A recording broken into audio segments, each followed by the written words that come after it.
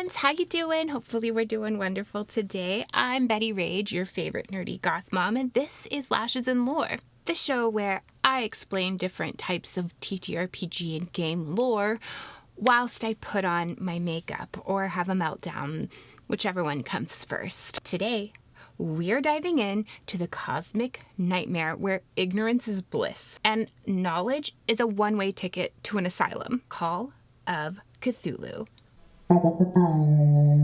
Forget fighting dragons, babe. Making you question reality, your fashion choices, and whether that shadow just moved over there or if you're just finally losing it. Welcome to a world where a happy ending usually means a padded room or becoming cult leader chic.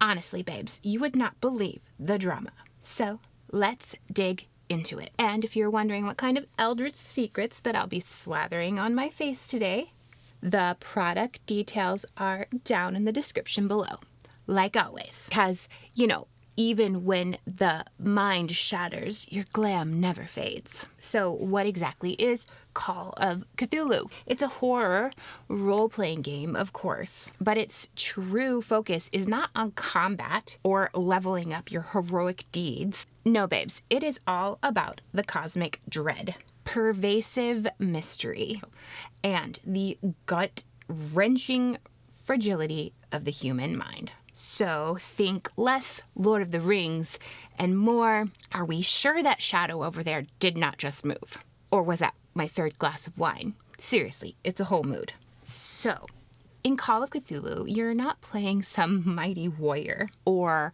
spell-slinging wizard. No. You are an investigator, an ordinary person. Maybe you're a journalist. Maybe you're a professor, a private eye, or even just a bored socialite. That one's always fun to do. You are not saving the world. You are trying to understand a sliver of darkness and perhaps survive this attempt at doing so. Because let me tell you, the real horror isn't always something that can stab you or that you can stab. It's a creeping realization, the whisper in the dark, or that crushing feeling of utter insignificance. Sound familiar? Or just like trying to figure out if that guy online is actually 6'2", or is he really just good at angles? And speaking of crushing feelings, this game has a core concept called sanity. It is a narrative representation of your character's mental state, encountering unspeakable things like horror that defies physics or a truth that shatters a worldview. This all contributes to eroding away your sanity. This can lead to some truly fascinating and terrifying breakdowns. So imagine if your therapist told you that all of your problems could be solved by not looking at a specific ancient text, and that doing so would absolutely give you tentacles, but you just don't have the ability to stop yourself. That's the vibe. And trust me, it's a look. Now, my little darlings, as your luscious lore keeper, we have to talk about where all of this delicious mind-bending horror came from. And we largely have one man to thank or blame for building this cosmic sandbox that is Call of Cthulhu. And that is none other than H.P. Lovecraft. Honestly, if you think your ex was dramatic, whew, this guy built an entire universe out of existential dread. And in order to talk about the game Call of Cthulhu, we do have to address the literary origins of Lovecraft. But the man himself had extremely problematic worldviews, and he's from a time where this was easily justified. But we don't do that here. So I will focus on the man as little as possible. Okay, here we go. So Lovecraft, he was a writer from the early 20th century who spun tales of ancient, uncaring entities and the fragile sanity of anyone who dared to glimpse at them. So he was the primary architect of what we now call the Cthulhu Mythos, a shared universe of terrifying gods, bizarre creatures, and forbidden knowledge that other writers have expanded upon through the years. It's like a really messed up Wikipedia project, but instead of facts, it is filled with things that will absolutely make you question your existence and probably all of your life choices. At the heart of Lovecraft's work is a philosophical little concept called cosmicism. It basically boils down to a few comforting thoughts. So grab your tea or wine or whatever you're drinking, and let's dive into them. First, he explores human insignificance. Picture us as humans as an ant on a tiny speck of dust. Now, imagine that speck of dust is floating out in a cosmos so vast, so ancient, so utterly indifferent to our hopes, dreams, or eyeliner choices that it is physically painful to contemplate. That's us, babes. Out there. We're tiny, fleeting, and utterly meaningless to the truly ancient entities lurking beyond the stars. I mean, it's giving small fish, huge pond, and this pond has teeth. And then we move on into the fear of the unknown. The most terrifying things aren't necessarily the giant ones with claws and big teeth.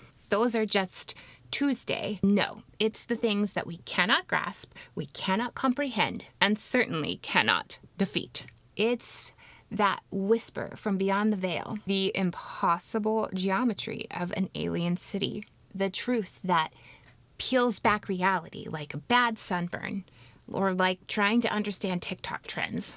It's never going to happen for me. Which then brings us to the forbidden knowledge. There are truths out there that are too awful and too soul-shattering for the human mind to even bear.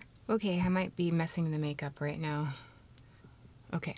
So reading the wrong book, or seeing the wrong symbol, or just even hearing the wrong name, which could literally shatter sanity faster than a Monday morning. And trust me, some secrets are just not worth knowing. So Lovecraft basically looked at all of the beauty of the night sky and he said, what if all of this beauty is just waiting to crush us like ants and we'd be too stupid to even know why?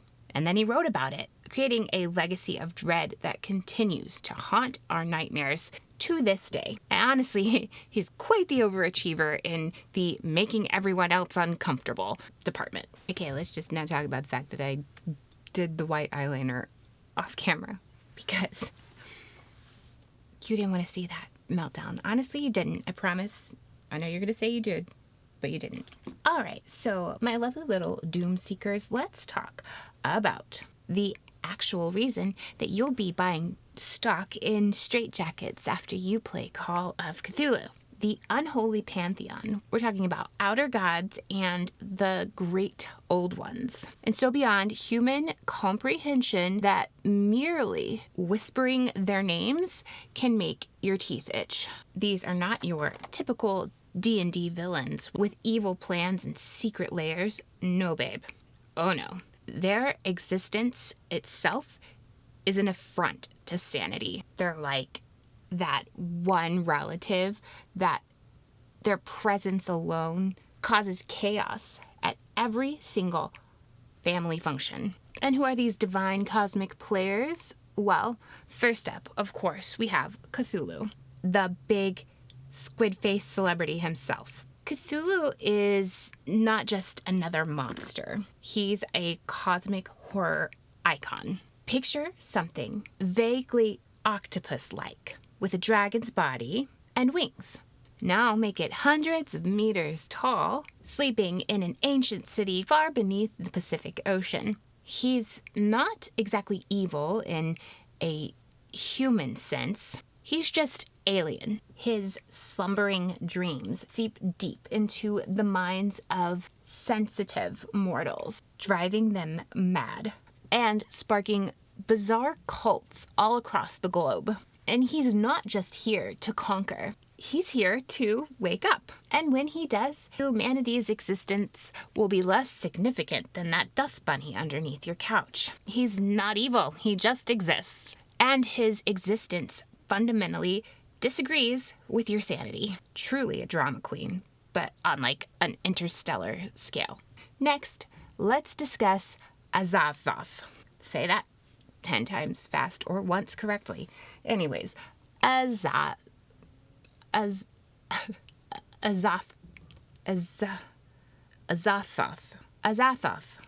That one.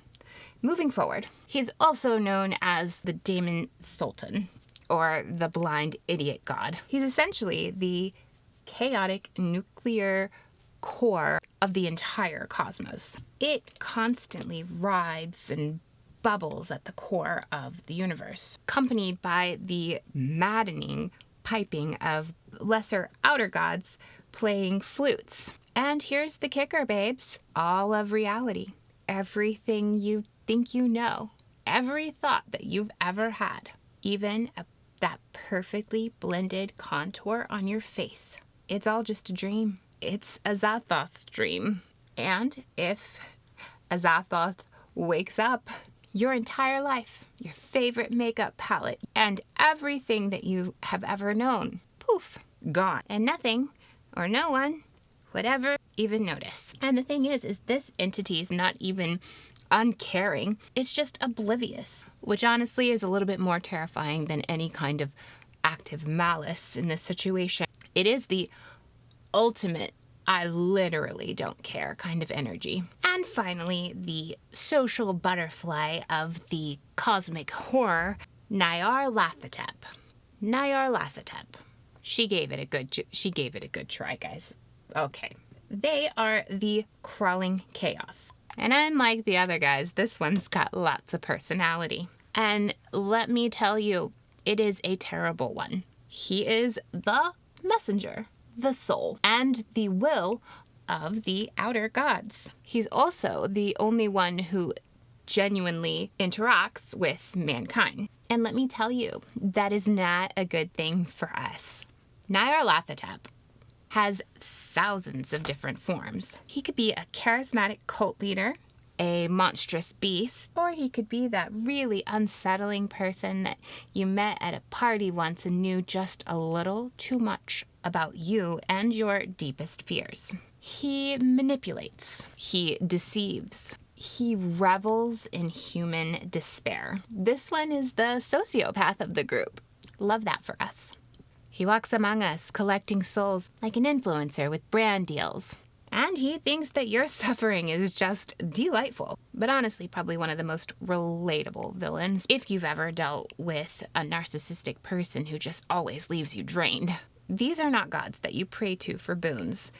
These are cosmic forces that will either ignore you, crush you by accident, or actively enjoy making you scream. You've met the interdimensional deities who couldn't care less about your existence. Real divas, those ones. But here's the real kicker. Humanity is often its own worst enemy in this mythos because nothing says community like sacrificing your neighbor to an interdimensional horror. So let's talk a little bit more about the approachable horrors on Earth. You know, like the kind you might actually run into at the grocery store. First up, the cults. Why would anyone worship something that's actively trying to break their mind? Well, babe, for the same reason that people fall for pyramid schemes, desperation and lust for forbidden power, or just plain old Delulu. These are not just random groups of weirdos in robes. They are organized, insidious, and often embedded into small, seemingly normal towns. They perform unspeakable rituals and twist ancient prophecies. And sometimes they want to open a portal for their gods so that they can come get a better look at the local bake sale or whatever they say. But you know, babe, you think your HOA is bad? Try a cult meeting. Famous examples from the lore include the fishy denizens of esoteric order of the dragon in Innsmouth, who literally married into, well, fishiness. So, talk about a commitment to a theme. Next, let's explore some of the more evolved residents of this horrifying planet. The Mythos creatures. These are not your typical fantasy monsters that you can just hit with a sword until they stop. No. These are manifestations of cosmetic influence. No, these are manifestations of cosmic influence, often with their own unsettling agendas. For example, take the deep ones. They're those delightful fish-frog humanoids from Innsmouth. They made a pact with the local townspeople to promise eternal life and all the riches. The catch? Eventually, you turn into a fish-frog person yourself. Talk about a glow-up gone wrong. Then there are the ghouls. Not your garden variety of zombies, sugar. These are intelligent subterranean dwellers with a taste for, well, let's just say they're really efficient at cleaning up battlefields. And if you hear about a Shoggoth, just run. These are amorphous, terrifying masses of eyes and protoplasm originally created by the elder gods as slave laborers. They revolted, and now they're basically a sentient, screaming blob of nope. That can mimic pretty much anything and probably definitely will eat you. So like the ultimate bad roommate, for sure. These horrors like to hang out in corrupted communities and forbidden locales. Lovecraft's New England is practically a character in itself. And it's full of towns that just feel wrong. There's Arkham with its ancient Miskatonic University. It's a hub for forbidden knowledge and unspeakable experiments. It's where all of the truly disturbing academic papers are written. But try to keep your wits about you. There are no caped crusaders coming in to save you. That's a Batman joke because it's called Arkham. Wink, wink. Okay, I'm sure somebody watching this knows what I'm talking about.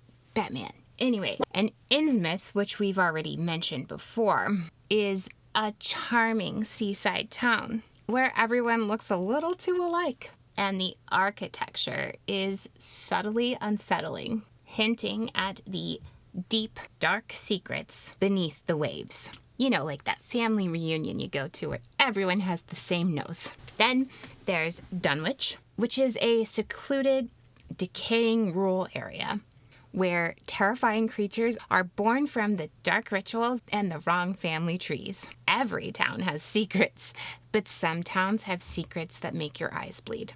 And we cannot talk about earthly horrors without mentioning the Forbidden Tomes. These are not just books. These are a loaded weapon for your brain. Of course, there is the infamous Necronomicon, supposedly written by the mad Abdul al-Sarad, packed with rituals and lore that will grant you power, but definitely cost your sanity. And then there's The Kings in Yellow. The mere reading of this play can induce madness and transport you to terrifying dimensions. Think of it like an ancient cursed beauty manual. Reading them might give you power, but you're definitely going to break out and pay for it and potentially grow a few tentacles. After all of the talk of sanity-shattering gods, fish people, and, books that want to melt your brain, you might be asking, Betty, why would anybody choose to dive into this cosmic dumpster fire? And that, my friends, is where the horrifying appeal of Call of Cthulhu, it's literally not about being a superhero. It's all about the allure of the unknown. There is a morbid fascination in glimpsing truths that humanity was never meant to comprehend. It's the thrill of the intellectual chase, the slow creeping dread as you piece together fragments of an ancient horror, knowing that every little revelation chips away at your mind. So why do we flirt with this cosmic annihilation? Because it makes your daily commute seem a little less soul-crushing. The real satisfaction in Call of Cthulhu isn't defeating a monster with a crit. It's in the experience itself. The tense atmosphere, the desperate scramble for answers, the chilling suspense. It's about the visceral fear, even if it's just the nice doctors in the padded room. So here we have our final look. And if you think I turned the camera off while I did a white eyeliner, then no, you didn't. Anyways, so there you have it, my little glitter goblins, Call of Cthulhu, where the monsters are real, your sanity is optional, and if you just can't get enough of this sass-driven lore glam, check out this video here. I'm Bettie Rage, your favorite nerdy goth mom, and this is Lashes and Lore, where the lore is deep, the eyeliner is deeper, and the emotional damage is basically currency. Be good to each other, love each other, and as always, free mom hugs from me to you. See you next time.